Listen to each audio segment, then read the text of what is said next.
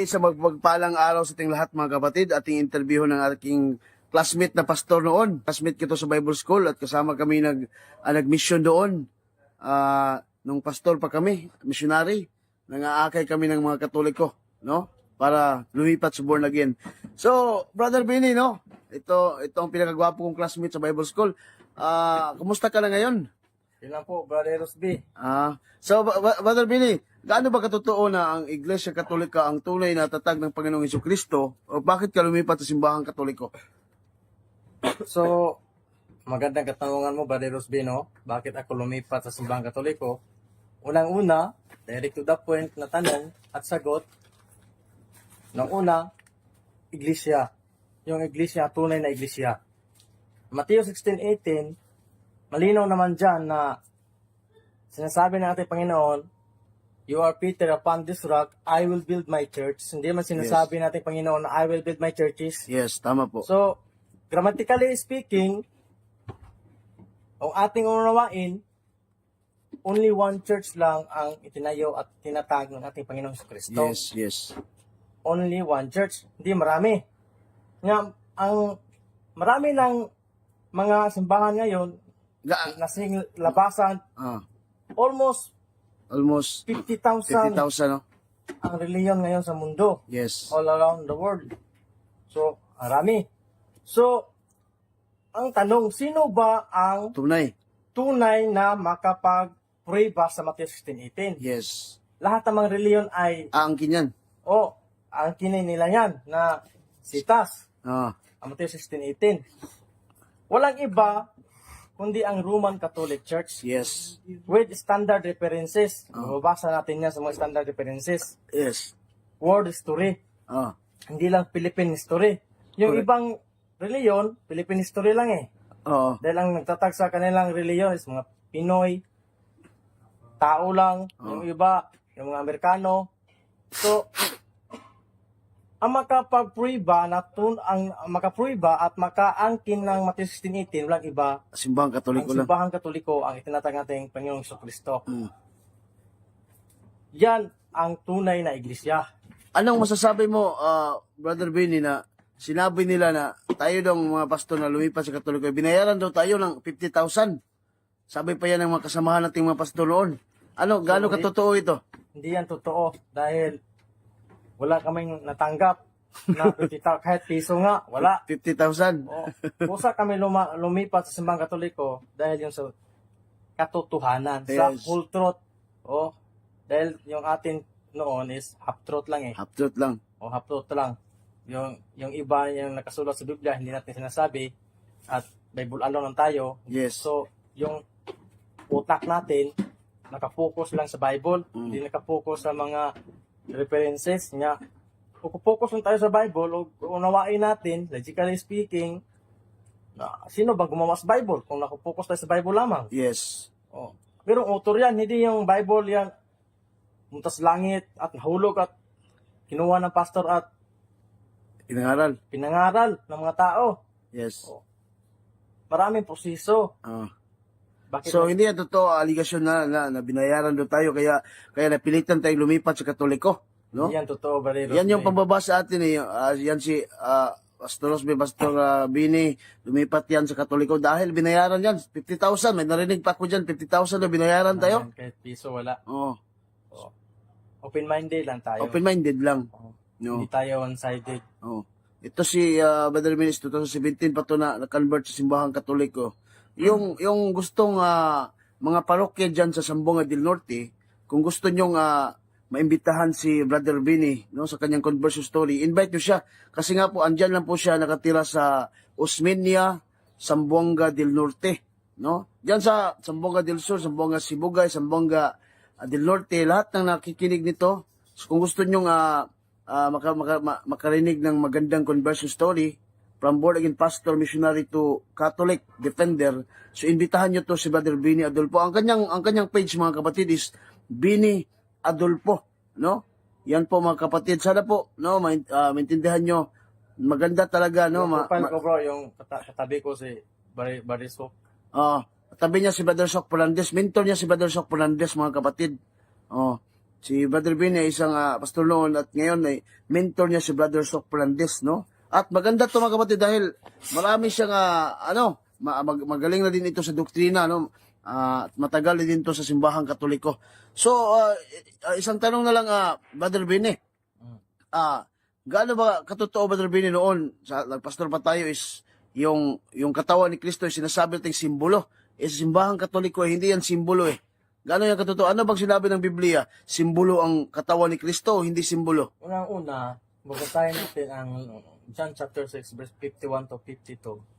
Malinaw namang sinabi natin ng Panginoon sa Kristo na I am a living bread who came down from heaven. Oh. Anyone who Which eats this bread will have eternal life. Hindi naman sinasabi doon na This is the symbol. symbol. This is the symbol of My body. my body.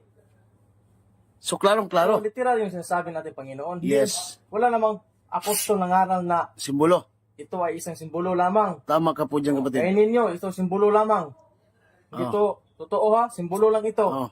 Pag-alalan natin ng ating Panginoon sa Kristo, wala kang apostoles na makikita na nagsasabi na symbolic lamang o simbolo. Oh. Wala. Interpretation lang yan sa mga pastor Correct. para gipain ang ating doktrina. Correct. Oh. Kaya dyan mga pastor, no, makinig kayo na. Kaya nakaganda sa atin, kaya araw-araw tayo kumakain ng katawan ni Kristo Oh. dahil yan ang sinabi niya na we'll have everlasting life. Everlasting life talaga. Yung buhay na walang hanggan ang pinapangako ng ating Panginoong Jesucristo. Oh. Kaya nga, ganyan ka-importante. Kaya sa atin, kung makasala tayo, di tayo pwede kakain yan dahil huli yan. Body ni Kristo yan. Kaya na magkukumpisal tayo at naghingi tayo ng Tawaran. kapatawaran sa ating Panginoon para tanggapin tayo. Correct. So, yun mga kapatid. Salamat Brother Bonnie, no, dating pastor born again. No, classmate ko ito, pinakagwapong classmate. No, marami kami classmate, no. Yung iba nagpunta na sa Sabalista. Yung iba nagpastor sa Juanes, yung iba nagpastor sa Baptist. Pero kasi yung Bible school namin, hindi kami pinagbabawalan kita magpastor kami sa ibang sekta mga kapatid, no? So mga kapatid, salamat pala, no, Brother Benny. Ulitin ko sa lahat ng taga Sambonga del Norte na nakikinig nito at sa ating mga mabubuting mga pari dyan sa Sambonga del Norte, Sambonga del Sur. So kung may big event kayo, pwede niyong i-invite ito si Brother Bini Adolfo. Ang pangalan niya sa Bini Adolfo.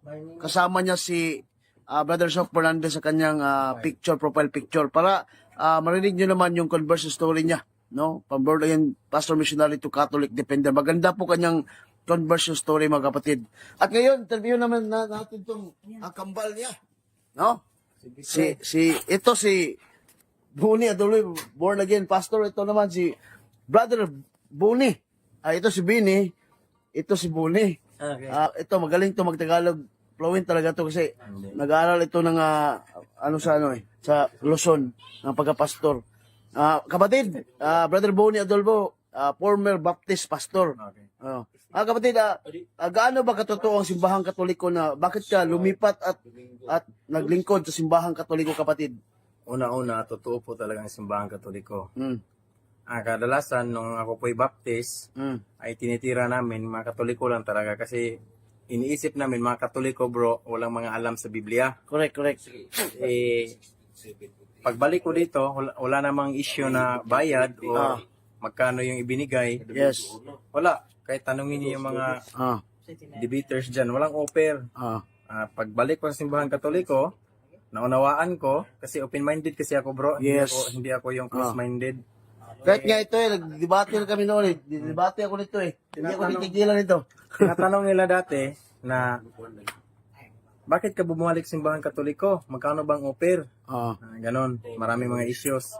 Kaya ka bumalik dyan kasi tanang biases, free lahat. O yun yung mga nabasa ko sa comment section. Ang dami kong natanggap na bash dati. Wala naman sa totoo lang mga kapatid, kung mga protestante dati, ang simbahan Katoliko mahigpit. Yes. Ang daming bawal.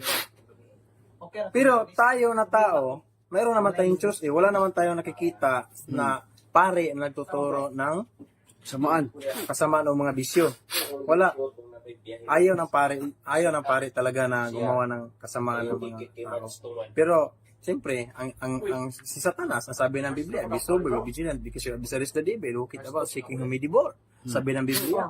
Ang sabi pa ng talata, tayo po ay hanggat nabubuhay pa, hindi tayo nakipagbaka sa laman sa dugo, kundi sa Espiritu. For we wrestle not against flesh and blood, but against principalities, against power, Yes. against the rulers of the darkness of this world, against Yes. the wickedness in high places.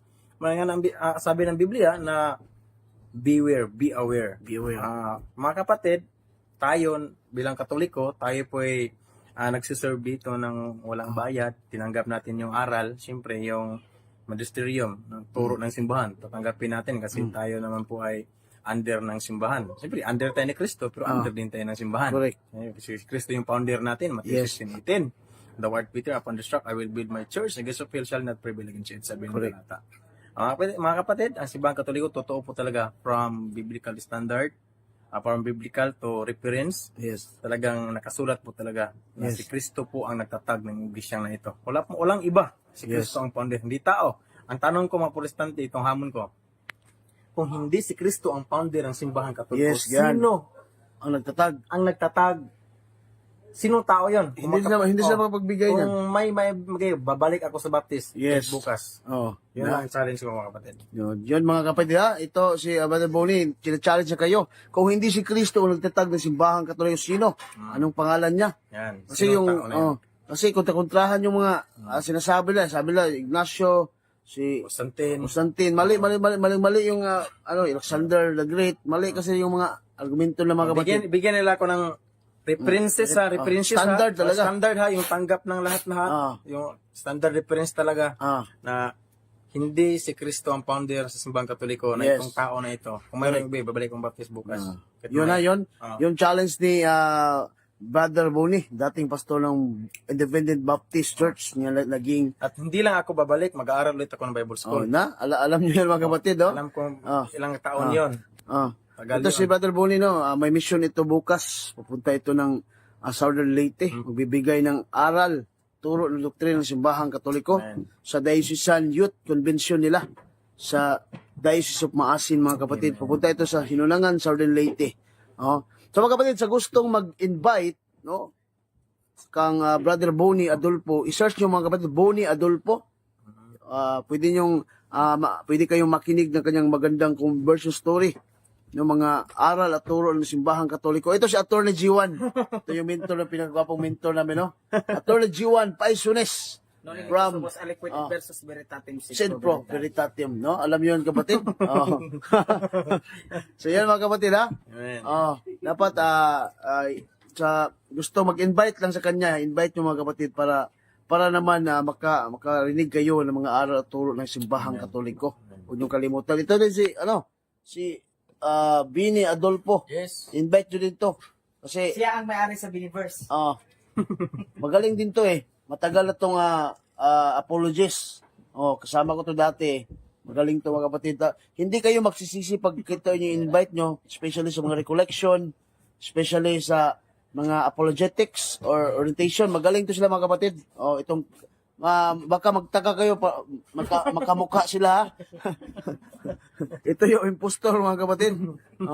Salamat sa lahat ng nakikinig ngayon mga kapatid sa kakaunting conversion story. Ito naman si Brother Stalwart, ang pinakagwapong Grabe naman. Pangalawa ako kayo. Debater ng CCM. Pangalawa na magaling ako itong kay Pastor nagtitrain ng aral at turo ng simbahang Katoliko, Brother Stalwart. Kamusta naman Brother Stalwart? Okay naman dito. Alaga kumusta- tayo. kumusta- Kahit wala tayong sahod sa pagkatoliko natin, pero alaga tayo dito. Alaga tayo. Kino-confirm ko lang Brother Stalwart kasi nga may mga issue na tayo daw ang Katoliko, binayaran daw tayo para bumalik sa simbahang Katoliko. Hindi totoo yan. Milyon daw. Magkano ba binayad nila Atty. G1 sa akin? Attorney G1 kasi Atty. G1, kayo ito sa akin. Magkano binayad niyo sa akin? Attorney G1. Magkano nabayad Attorney G1? Wala kasi Kasi ito hanggang ngayon ay mahirap pa rin kami. Kahit nga ito si Attorney G1 wala nga itong hindi pa nga ito binayaran ito We are moved by grace. Amen. Yes. wala pong sweldo kahit isang puting ang pare sa amin. Yes. We Correct. conducted Bible study in the remote and hinter areas in Wow. Inuog, Magsaysay, and Nakang area. Oh. Yet, the prayers and support, no, spiritual support ang aming kailangan. Kailangan. Yes. At authority. Walang authority, Yes. wala nang financial. Oh. Kasi yung financial na yan ang nagpapasagabal sa aming misyon Yes. na Correct. ipalaganap ang salita ng Diyos. Correct. Yes. Salamat kay Atty. Jiwa, no? Ito si, Brother Stalwart. Ano yan? Magkano natanggap mo simbahan Katoliko, Brother Stalwart? Kasi ito yung sinasabi na. Nakatanggap ako